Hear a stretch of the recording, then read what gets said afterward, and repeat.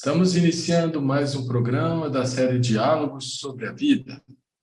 Eu, Marcos Rezende, e meu amigo Eduardo Iver, comentamos aspectos da obra do grande pensador Jiddu Krishnamurti. E o tema que nós escolhemos para hoje é: há lugar para o pensamento nas relações humanas? Um tema bastante desafiante. Vamos a ele. Isso, visto de um ponto de vista superficial, pode parecer até insano, né? Como é que não vai ter pensamento nas relações humanas? Vamos ser todos dementes? Como é que é? Né? É impossível, né? Então, o pensamento tem uma função fundamental na vida humana. É ele que nos diferencia dos animais, né? É ele que nos faz sermos animais racionais, né? Assim. E ele tem a ver com tudo que é prático nessa vida, tudo que é material, tudo que é externo, tudo que é feito, construído ou destruído, enfim, no plano externo. Só que a vida vem de dentro, né? Tudo que se manifesta externamente vem de dentro. E aí, o Krishnamurti chega a falar de uma forma, ele sempre fala de um jeito assim direto, para chocar mesmo. E a gente depois precisa ficar peneirando e ver a aplicabilidade ou não. Ele fala de uma forma mais efetiva ou menos, conforme a capacidade de cada um de nós, nas nossas próprias vidas, né? Então, ele diz de forma taxativa que o pensamento deve estar fora das relações. Aí, a gente precisa entender o significado dessa mensagem, o que ele realmente quis transmitir, né? É lógico que para tudo que é prático, até mesmo nas relações, existe um lado prático nas relações, né? Existem as situações que precisam ser resolvidas a todo instante, que demandam um pensar correto, um pensar lúcido, um pensar claro. E aí não temos dúvida de que o pensamento, para tudo que é prático, ele tem esse lugar nas relações. Agora, no sentido psicológico, o pensamento, ele entra nas relações, primeiro, criando imagens dos outros. Quando você cria a imagem de alguém, a gente faz isso o tempo todo, daqui a pouco, a gente não está se relacionando mais com a pessoa, e sim com a imagem que a gente fez da pessoa. E quando a gente faz isso, na verdade, a gente está se relacionando conosco mesmo, com os nossos próprios preconceitos, as nossas próprias ideias, as nossas próprias conclusões, as nossas próprias verdades ou crenças. Ou seja, tudo isso são fatores de desagregação, de desunião, de divisão nas relações. Os preconceitos nada mais são do que pensamentos ou paredes erigidas no plano mental a partir de julgamentos, de condenações, de explicações, de justificativas, de tanta coisa que o pensamento faz. Então, assim, de antemão, dando início nesse tema, eu diria que alguma razão o Krishnamurti tem quando ele fala isso, né? Porque realmente, no sentido psicológico, o pensamento provavelmente ele é nefasto ou deletério das relações. Se você começa a desconfiar, por exemplo, da sua esposa, do seu marido, ou do seu vizinho, do seu patrão, do seu empregado, começa a especular mentalmente, olha como isso corrompe a relação, né? E aí a gente vai ver muitos outros fatores ligados ao pensamento que retiram de nós aquela inocência que o Krishnamurti fala. Que não é a mesma coisa que ingenuidade. Mas quando o Krishnamurti fala em inocência, ele se refere a um estado espontâneo de atuação, né? Um estado natural, um estado que vem de dentro sem a frieza calculista, sem o devo, não devo, né? Sem o que eu ganho, o que eu perco. Tudo isso são distorções que o pensamento introduz nas relações, criando o auto-interesse. E com o auto-interesse, a gente se separa dos outros, a gente se divide, a gente agride aquela coisa que a gente tanto fala aqui, chamada unidade da vida, né? Essa unidade no sentido maior e no sentido mais profundo. Então, eu acho que não é o caso aqui da gente simplesmente repetir o que o Krishnamurti diz e dizer amém, até porque nós não somos seguidores dele, nós somos amigos dele, nós somos companheiros de investigação. Ele nos ajuda tremendamente na nossa própria investigação, mas a investigação é nossa. Então, a gente não tem obrigação de concordar com ele. Então, eu volto a pergunta aqui para o meu amigo Eduardo Iver, perguntando: Edu, há lugar para o pensamento nas relações? O que é que você me diz, meu amigo? Pois é, você no início já comentou que essa pergunta parece estranha para uma pessoa que está começando a estudar os ensinamentos de Krishnamurti, mas faz todo sentido, porque normalmente, se nós não estivermos muito atentos, o que ocorre é que os relacionamentos ficam muito superficiais. São imagens que nós fazemos de nós mesmos e estamos se relacionando com as imagens que nós temos das outras pessoas. Então, isso fica muito raso, porque a imagem é uma construção do pensamento, não é, Marcos? Nós estamos continuamente, desde que nós nascemos, nós construímos imagens pelo pensamento sobre o que é que nós somos. Essa imagem vai mudando, né? Lógico que nós vamos crescendo, vamos evoluindo, vamos nos transformando, vamos envelhecendo também.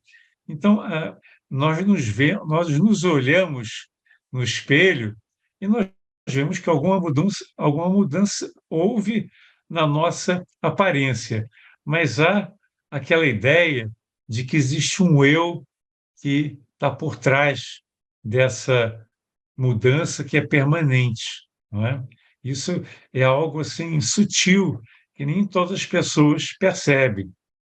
Mas o que é mais interessante é que essas imagens que nós fazemos desde criança sobre nós mesmos, que nós somos mais ou que às vezes nós nos imaginamos de uma maneira, ou às vezes nós projetamos aquilo que nós gostaríamos de ser, ou a maneira como nós gostaríamos que os outros nos vissem. Então, existe toda uma imaginação que projeta uma série de conceitos sobre nós mesmos. E nós fazemos o mesmo em relação aos outros, porque nós captamos, ou pela nossa experiência, ou pelo que nós lemos, pelo que nós escutamos na TV, nas redes sociais, a respeito das outras pessoas. Às vezes você nunca teve contato com uma pessoa, mas você já aponta o dedo e diz: esse cara é corrupto. Só pelo que você ouviu falar nos noticiários, nas revistas, nos jornais, nas redes.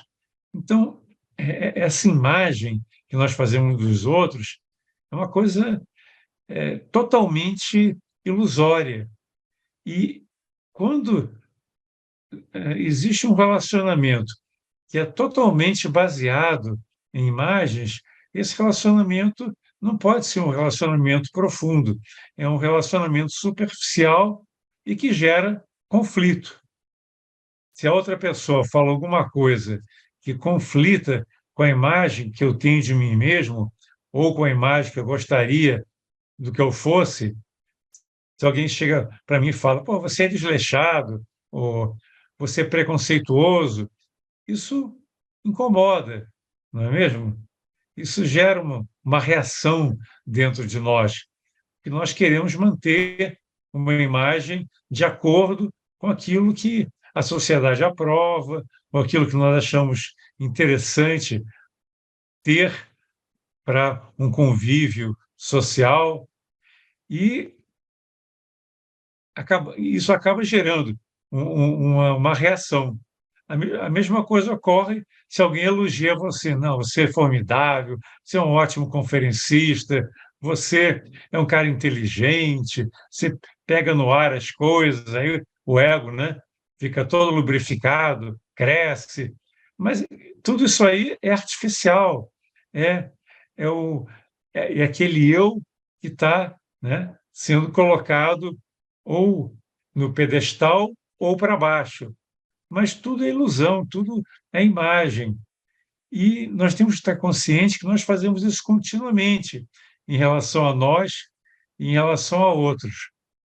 Quando o outro está falando, a gente já está preparando uma resposta baseado naquilo que nas nossas concepções que nós temos dele, nas nossas ideologias.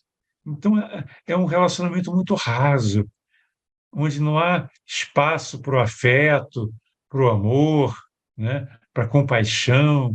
Então, é o eu se movendo junto com o pensamento, tentando, através daquele relacionamento, chegar a algum lugar. Então, isso é lógico que gera conflito, que, que gera uma série de problemas, né? Porque se eu não consigo me relacionar com a minha esposa, ou com a esposa com o marido, com meus filhos, com meus companheiros de trabalho, com os meus amigos, isso gera uma vida miserável, uma vida desgastante. Seria tão bom se eu pudesse ter uma vida onde eu confio nas pessoas e as pessoas confiam em mim também, onde eu possa sentir amor e ser amado. É o que todo mundo quer, mas as pessoas têm muita dificuldade de romper essa casca do eu, essa casca do ego, que é o nosso centro, que acumulou uma série de ideias, inclusive de preconceitos, e a partir delas está vendo o mundo de certas maneiras e se relacionando também baseado nesse conteúdo. E aí, Marcos? Edu, essa casca do eu, ela é construída por quem? Pelo pensamento, projetando imagens, como você falou, ou no pedestal, ou no lixo. Até mesmo as atrações e repugnâncias que existem nas relações têm a ver com esse jogo de imagens, né? Tudo isso é o pensamento. E aí, a gente vai ver que se o pensamento, no nível prático, ele é absolutamente necessário, no nível psicológico, ele é a fonte de todos os problemas, né? Porque a gente fala aqui, já falamos tantas vezes, na importância do amor nas relações. Aí eu pergunto, o amor vem do pensamento? Provavelmente não, porque é o pensamento que cria a divisão entre eu e o outro, né? Ele é que cria a trincheira de autodefesa, de autoproteção, ele é que cria essa casca, o ego psicológico, como você estava falando, né? Então, o amor não pode fazer parte dele, né? O amor é uma coisa que vai correr quando ele estiver fora de cena. Só que ele toda hora entra em cena, né? Toda hora ele entra em cena. E aí, como é que a gente vai fazer? Não posso pensar, o que eu faço? Estou construindo eu. Cara, é um trabalho incrível de realmente você estar perceptivo das construções e separações que o pensamento está sempre fazendo, né? E você pode reparar, Edu, um simples pensamento consciente ou inconsciente pode alterar todo o estado de humor da pessoa. Um simples pensamentinho, né? Um exemplo, tipo assim, hoje é domingão, né? Poxa, eu queria fazer umas coisas, tal, tomara que ninguém me incomode para eu poder fazer tudo isso que eu quero fazer. Isso é um modo de pensar, ainda um pouquinho egoísta, não me incomode, né? Mas você está a fim de fazer determinada coisa de você com você mesmo. Aí tudo bem, se ninguém te incomodou, está tudo bem. Outro modo de pensar, puxa, domingão, eu estou sozinho, ninguém me procura, ninguém me liga. Aí quando você vê, o estado de humor mudou totalmente, né? Então, o emocional, ele é totalmente afetado pelas imagens que você cria. Até mesmo essa coisa de solidão, a solidão é boa, ela é boa. O que é ruim e faz a pessoa se sentir para baixo é ela se imaginar só, é ela se imaginar abandonada, ou desprezada, ou ignorada, ou não considerada. Tudo são reações do eu que são pensamentos. Então, assim, é um trabalho, o tal do trabalho espiritual, ele é desobstruir todas essas cascas egóicas que o pensamento cria, e, por sua vez, se refletem fortemente no emocional, no quero, não quero, gosto, não gosto, vou, não vou. Tudo isso são coisas construídas emocionalmente a partir daquelas coisas que o pensamento muito rapidamente vai e deixa seus resíduos, né, assim. Então, acho que é um trabalho muito, muito grande para uma vida toda, talvez para muitas vidas. Essa desobstrução interior, esse esvaziar-se desses conteúdos egóicos que o pensamento está sempre produzindo, ele está sempre projetando o futuro a partir dos seus gostos e aversões que estão registrados lá na memória. Então, o pensamento ele é uma reação da memória e altamente condicionante. Então, a pergunta que volta é possível um estado de consciência vazio dessa especulação mental no campo psicológico? Ou seja, que a especulação mental seja sempre no campo físico, tipo, qual é o caminho mais perto para chegar em tal lugar? Qual é o melhor sapato que vai dar melhor aqui no meu pé?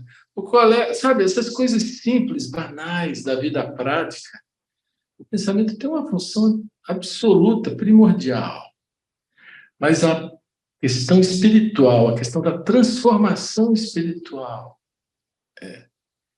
é possível perceber o pensamento tecendo a teia egóica, igual a aranha faz lá a sua teia, né? O pensamento instintivamente ele vai tecendo a sua teia egóica de exclusivismo, de separatividade, de isolamento, de separação. É possível perceber ele e, ao olhar, opa, não entrar em conflito com ele, só perceber porque ele vai sozinho, ele é inconsciente.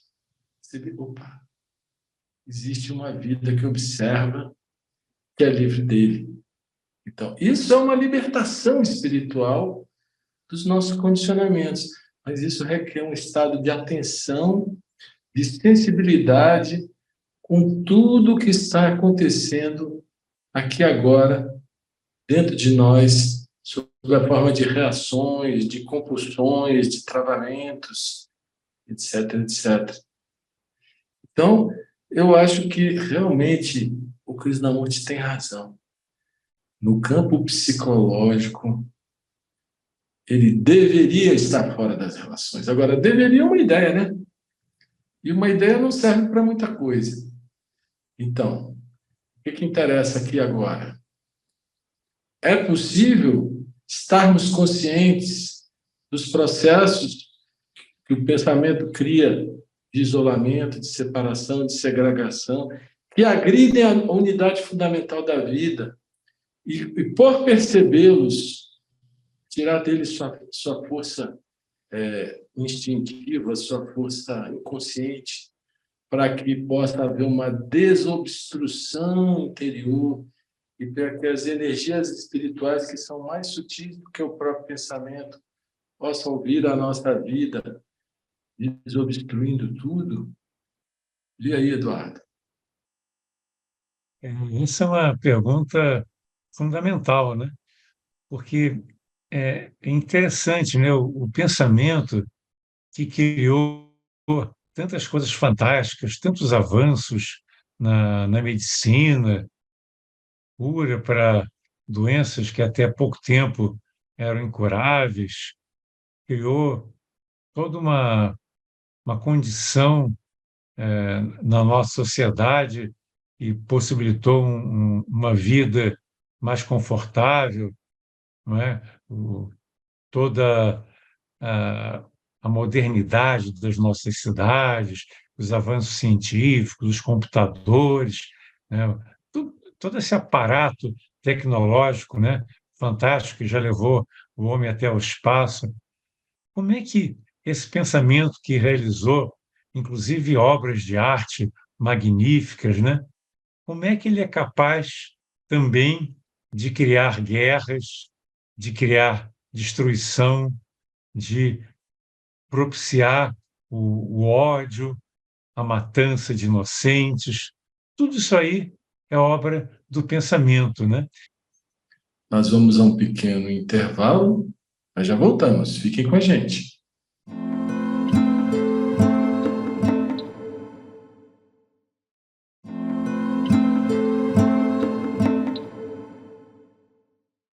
Estamos de volta com o nosso programa Diálogo sobre a Vida, em que eu, Eduardo Iver, amigo Marcos Rezende, conversamos sobre a obra, sobre os ensinamentos do Krishnamurti, e hoje o tema escolhido foi Há lugar para o pensamento nas relações humanas?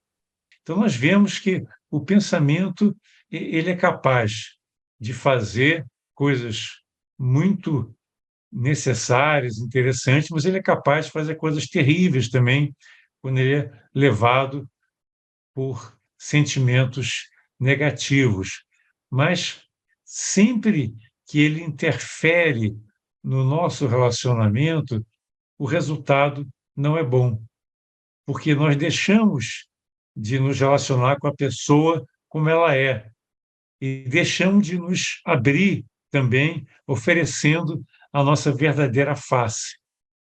E o Krishnamurti fala uma coisa muito interessante, que somente quando o pensamento está anulado, vamos dizer assim, está quieto, é que brota a inteligência.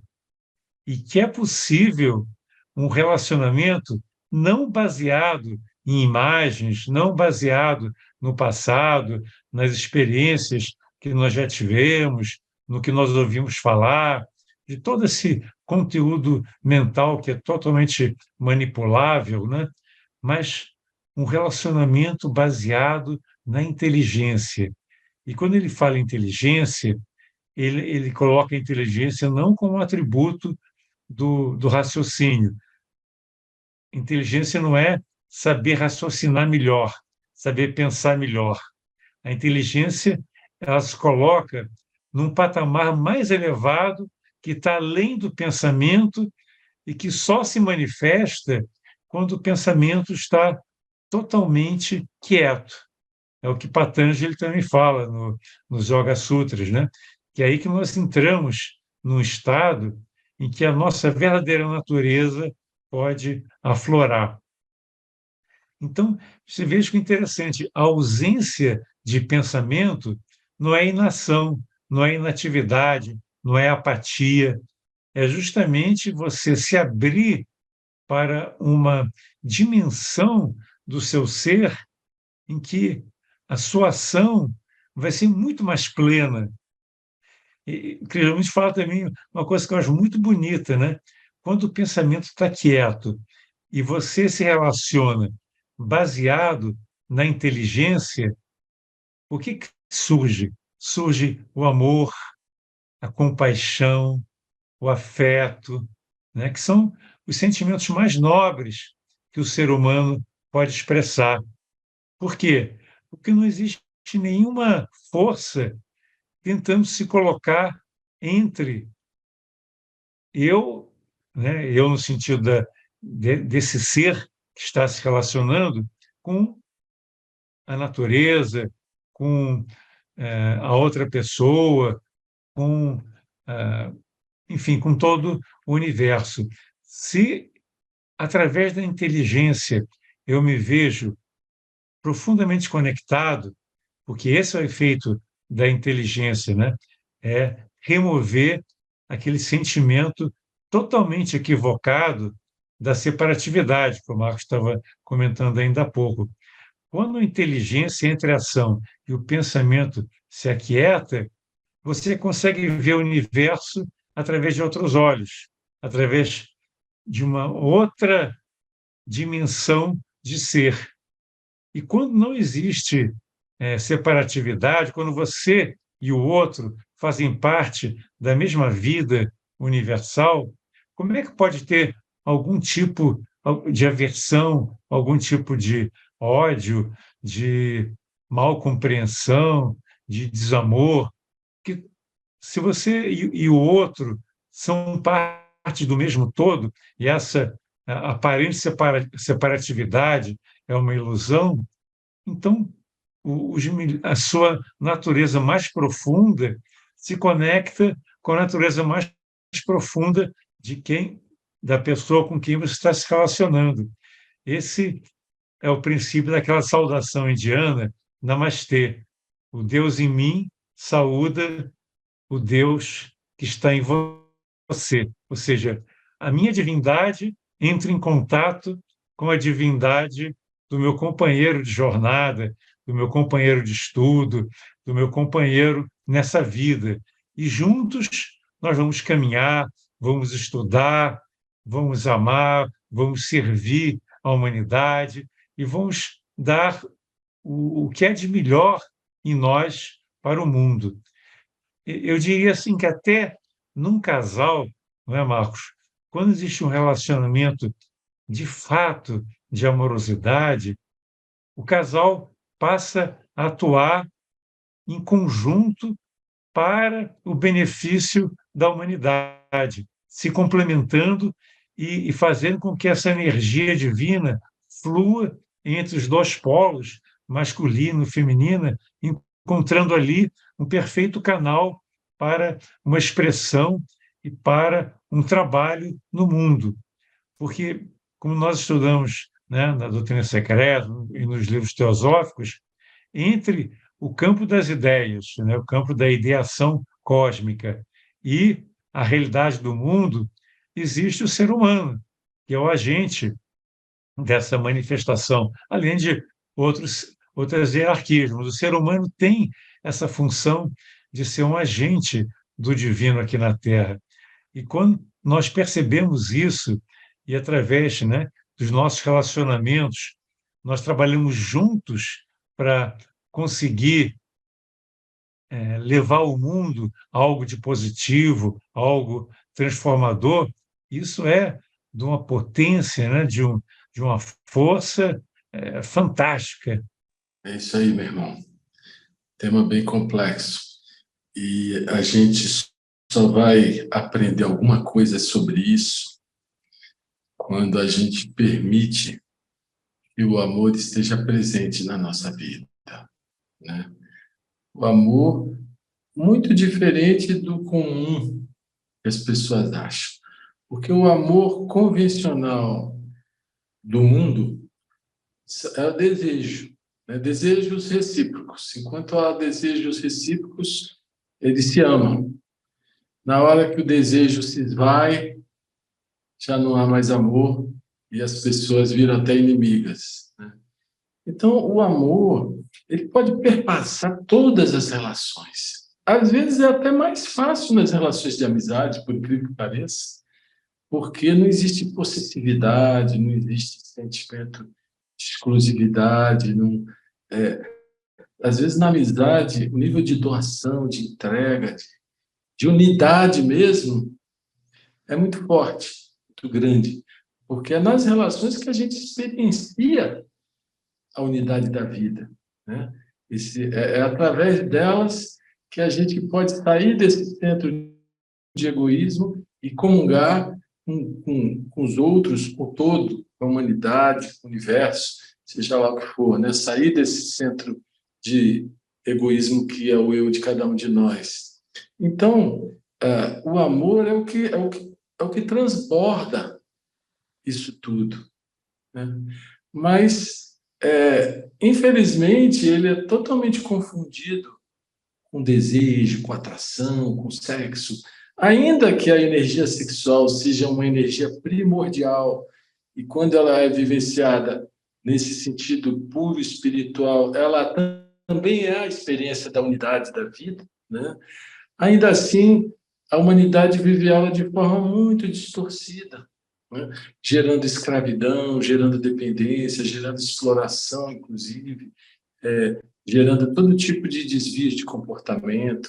Enfim, tudo é energia, mas a gente precisa aprender a direcionar a energia para que ela transcenda os limites do eu e transborde como amor. E o eu é essencialmente o pensamento.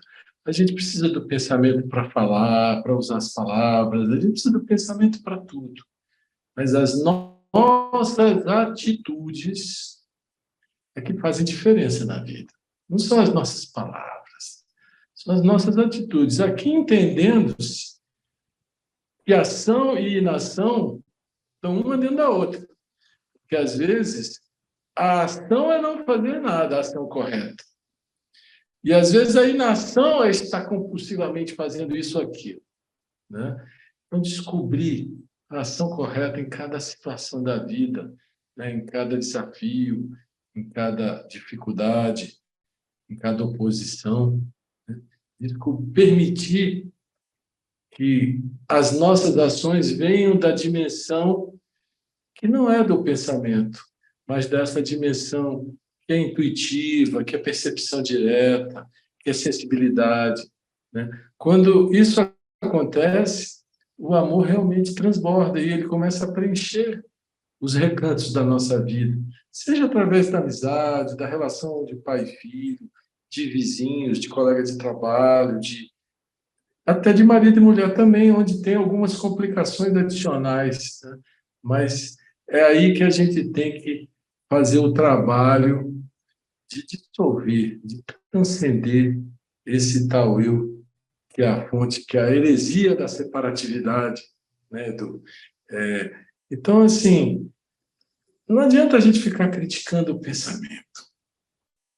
A gente precisa, operacionalmente, na nossa vida de instante em instante, estar atento ao movimento dele. E esse estar atento é aquela observação serena, isenta. Às vezes não tem jeito.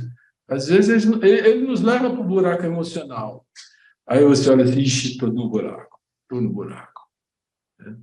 Mas aí alguma coisa vai acontecer e você vai olhar de novo, alguém vai te procurar, ou você vai procurar alguém. Alguma coisa vai acontecer que você vai poder olhar de novo por cima, fora daquele buraco, e ver a bagunça que o pensamento fez, né?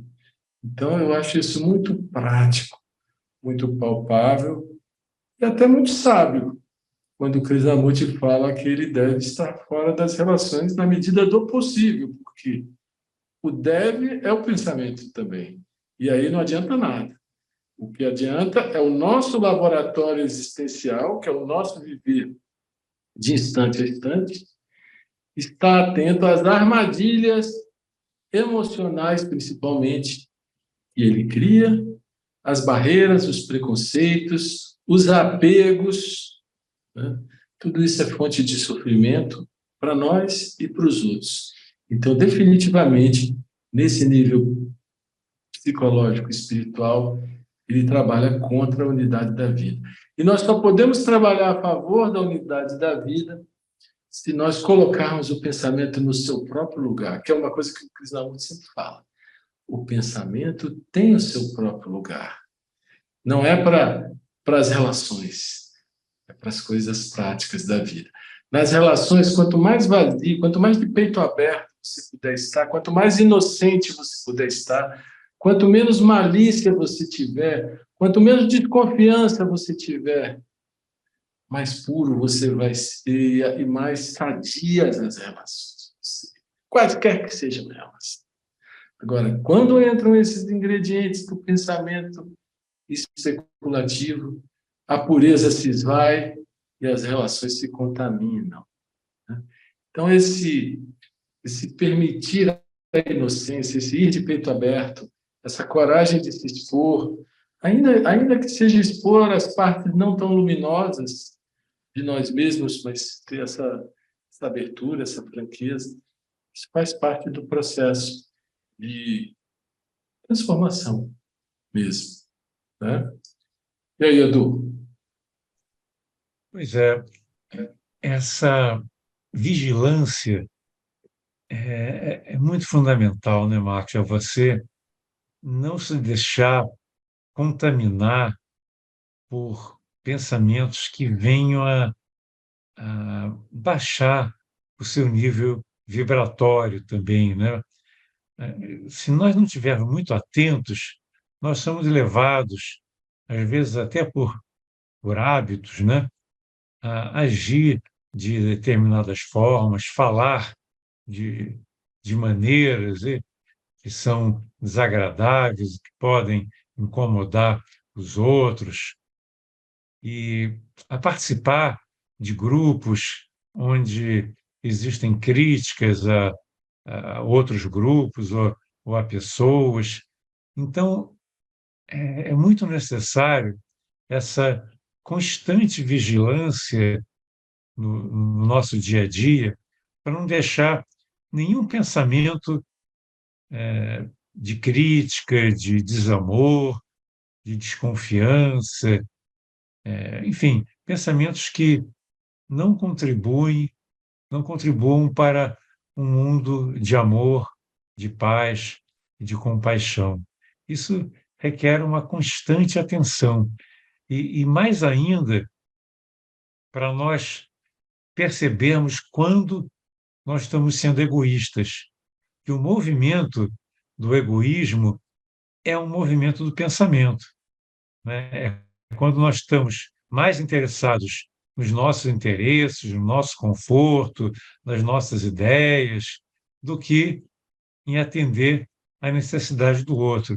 Isso acontece na família, às vezes a criança, né, um filho, pode estar precisando de atenção, você está preocupada, está ou preocupado com o, o programa que você quer ver, a série que você quer ver na TV, ou ver lá no celular as últimas novidades, ou alguma coisa que chegou para você que é interessante, e às vezes você deixa de dar aquela atenção que o filho precisa, ou a esposa, ou o esposo precisam, porque você está focado nos seus interesses. E o pensamento ele tende a nos colocar nessa via autocentrada. O histórico da nossa vida foi de uma mente autocentrada. E nós temos que começar a perceber isso, né? Perceber o quanto nós ainda somos egoístas. Isso é algo assim que exige muita honestidade. Você não tentar justificar as suas ações que não foram tão amorosas, dizer, mas eu reagi de uma forma violenta, mas também ele pisou no meu calo, ou ele falou aquilo que não foi legal, que era falso. Então, muitas vezes nós justificamos uma ação que não é amorosa nem compassiva por uma série de mecanismos mentais. Então, está atento para essa maneira fechada e defensiva e que o pensamento se fecha nos seus próprios interesses é muito importante.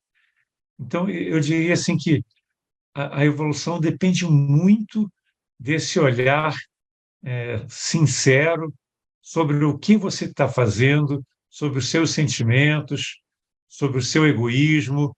Às vezes, você está interessado em ler o seu jornal, mas tem alguém precisando da sua atenção. Aí você deixa o seu jornal de lado e vai falar com aquela pessoa que está precisando, né? Às vezes está querendo meditar, mas tem, né, alguém que está doente na família que precisa que você cuide. Então você deixa a sua meditação de lado e vai lá, né, cuidar de quem está precisando. Então são as pequenas coisas que surgem na sua vida no dia a dia que demonstram o quanto você está aberto para a necessidade do outro, o quanto você está se permitindo ser vulnerável para, né, que na hora que você se abre, você se torna vulnerável. Então, você admitir essa vulnerabilidade, sabendo que todos esses mecanismos de proteção são equivocados e são falsos, são ilusórios. Então, você se abre, sabendo que nada pode te atingir. Mas, no início, isso pode ser uma ação difícil, né? A maioria das pessoas quer se proteger, não quer se abrir, tem medo de sofrer. Mas a vida te traz sofrimentos inevitavelmente em certas circunstâncias. E você está disposto até a, eventualmente, passar por momentos difíceis para poder servir ao outro. Você se desprende dos seus apegos, das suas, das coisas que você gostaria de fazer para poder servir ao seu irmão. Tudo isso aí tem muito a ver com essa mente que está trabalhando e caminhando para tocar o infinito. Esse é o caminho natural de quem está caminhando. Não é uma caminhada tão simples, tão fácil, mas ela traz resultados fantásticos na medida que você se desprende, você se liberta cada vez mais daquela casca de egoísmo, e isso é uma descoberta gradual. Você olha para você mesmo e percebe, puxa vida, aí eu agi por interesse próprio e não para o bem das pessoas que convivem comigo. Chegamos ao final desse nosso programa. Estão todos convidados para estarem conosco nas próximas edições desse programa e também para assistirem no YouTube, tanto no canal da Sociedade Teosófica como no canal Suprem, as edições desse programa. Até a próxima e tenha uma semana de muita luz. Namastê.